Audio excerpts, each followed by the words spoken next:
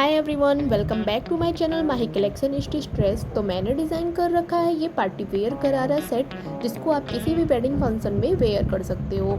And इस dress को बनाना guys सच में बहुत ही ईजी है। मैंने इस वीडियो में स्टेप बाय स्टेप इसकी कटिंग स्टिचिंग की वीडियो बता रखी है। आप इस ड्रेस को अगर डिज़ाइन करना चाहते हो लास्ट तक इस वीडियो को ज़रूर देखिएगा।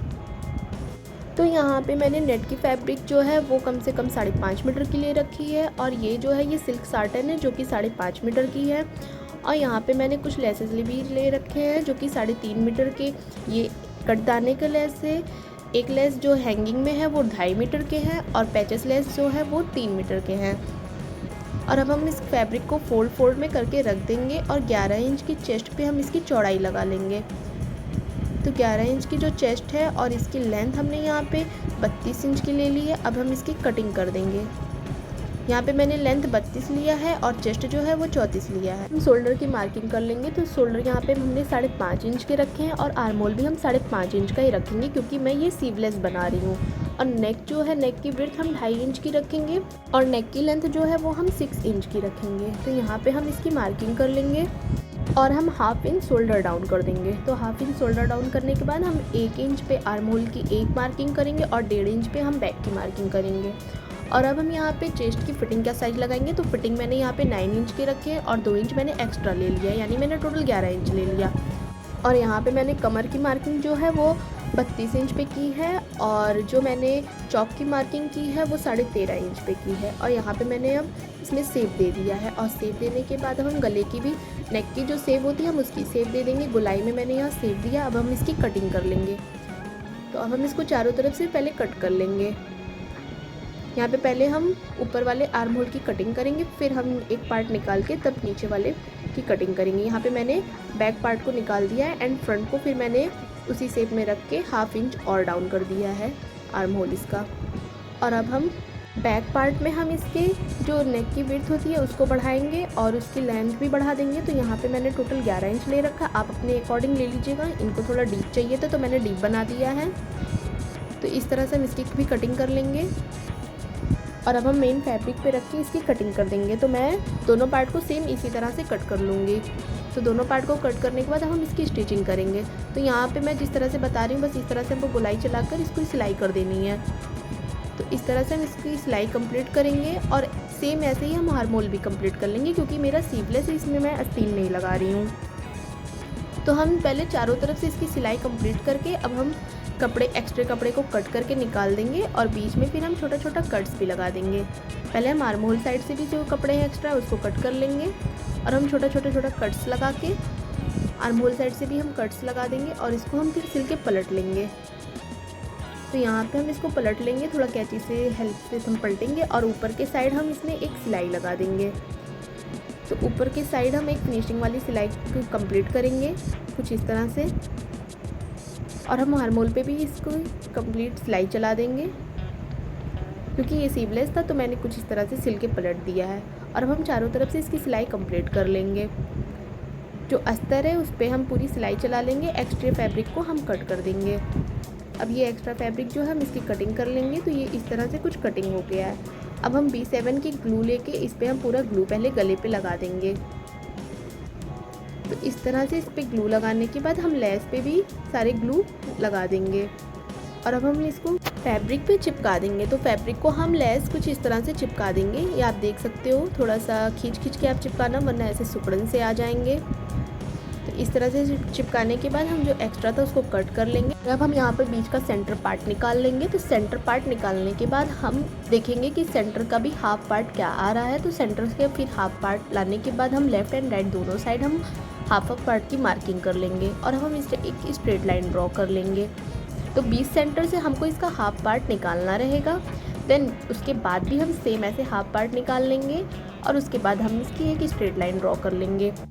और अब हम जो बीच का सेंटर का पार्ट है उस पर हम देखेंगे कि वो बीच सेंटर कहाँ तक आ रहा है। तो बीच सेंटर जो भी हमारा आएगा वहाँ पर हम एक स्ट्रेट लाइन ड्रॉ कर लेंगे, एंड देन ऊपर भी हम सेम ऐसे स्ट्रेट लाइन ड्रॉ कर लेंगे। अब उसमें हम छोटे छोटे पैचेस बना देंगे। इस तरह से हम छोटे छोटे मार्किंग कर लेंगे पैचेस की, ताकि हम उसमें पैचेस लगा सकें। ऐसे क्रॉस में हम मार्किंग करेंगे। आप देख सकते हो किस तरह से हम क्रॉस में इसकी मार्किंग कर रहे हैं। तो देन ऐसे क्रॉस में आपको इसकी मार्किंग करनी है और अब हम सारे पैचेस लगाते रहेंगे। तो इस तरह से हम सब पैचेस को ग्लू से चिपकाते चले जाएंगे और सच में इसको चिपकाना बहुत ही ईजी है। आप बहुत ही ईजिली तरीके से इसको चिपका सकते हो। एंड ये B7 का ग्लू ऐसा नहीं है कि ये बाद में निकल जाएगा, ये बिल्कुल नहीं निकलेगा। और अब हम यहाँ शोल्डर अटैच कर देंगे। मैंने बैक पार्ट ऑलरेडी रेडी कर रखा है। यहाँ पे मैंने फ्रंट आपको दिखाया कैसे रेडी किया है, मैंने बैक रेडी कर दिया था। और अब हम साइड की फिटिंग की स्टिचिंग लगा देंगे और अब हम इसकी स्टिचिंग कंप्लीट करेंगे कुछ इस तरह से।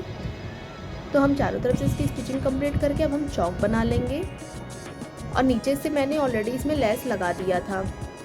तो यहाँ पे हम चौक जो है वो बना लेंगे और चौक हम बहुत फिनिशिंग तरीके से बनाएंगे ताकि इसमें कोई गड़बड़ ना लगे। और चौक हम दोनों तरफ बना लेंगे कुछ इस तरह से। मैंने फ्रंट साइड बनाया और अब हम बैक साइड चौक बना रहे हैं, तो इस तरह से हम चौक बना लेंगे और हम इसमें कट कर लेंगे।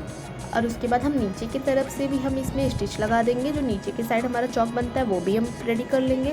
और हम यहाँ गरारा के लिए कटिंग कर रहे हैं। तो यहाँ पे पहले मैं स्ट्रेट कटिंग करूँगी कपड़े को, उसके बाद मैं 15 इंच चौड़ाई ले लूँगी कपड़े की। बंद साइड से हम चौड़ाई का नाप ले लेंगे और हम यहाँ 15 इंच पे इसकी पूरी मार्किंग कर ले रहे हैं।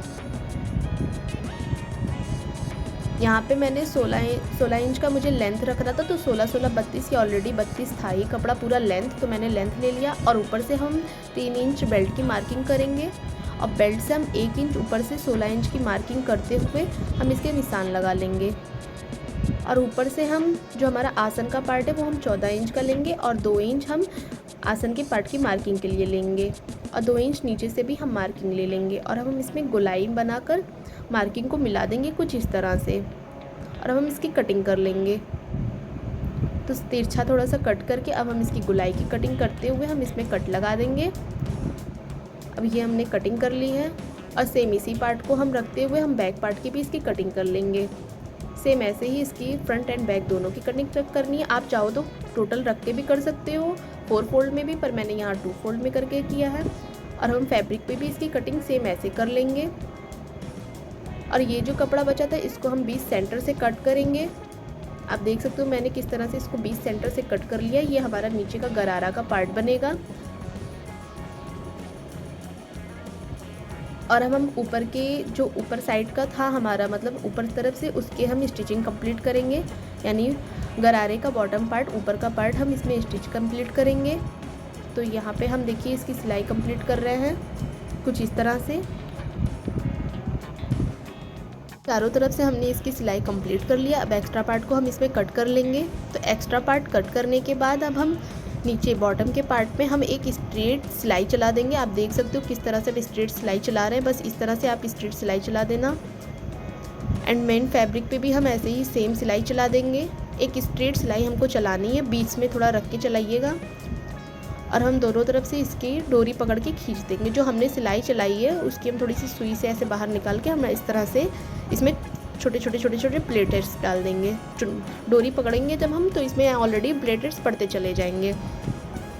एंड ऐसे सेम हम मेन फैब्रिक पे भी करेंगे।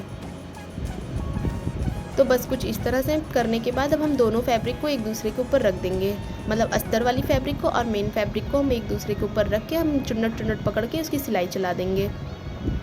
एंड इसकी सिलाई कंप्लीट करने के बाद जो पार्ट हमने रेडी किया था उस पार्ट को हम सीधा अंदर की तरफ रखते हुए उस पर सिलाई चला देंगे।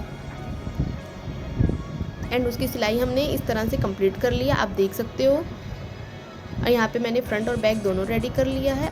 और यहाँ पर हम आसन की साइड से सिलाई चलाते हुए आसन जो हमारा बना वहाँ से हम सिलाई को निकाल देंगे।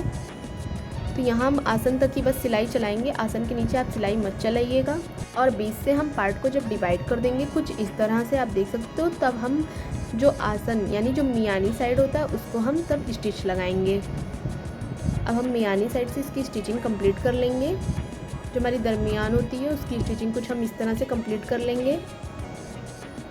और हम ऊपर से बेल्ट में मैंने 3 इंच बेल्ट के लिए फ़ोल्ड किया था, उस तरह से हम फोल्डिंग करते हुए इसकी हम स्टिचिंग कंप्लीट कर लेंगे। एंड सच में इसको बनाना बहुत इजी है, आप इसको बहुत ही इजी तरीके से बना सकते हो। और अब हम इसमें इलास्टिक डाल देंगे। आप अगर चाहो तो बेल्ट भी बना सकते हो, पर इलास्टिक मेरे हिसाब से ज़्यादा बेसिक रहता है और ज़्यादा सही भी लगता है।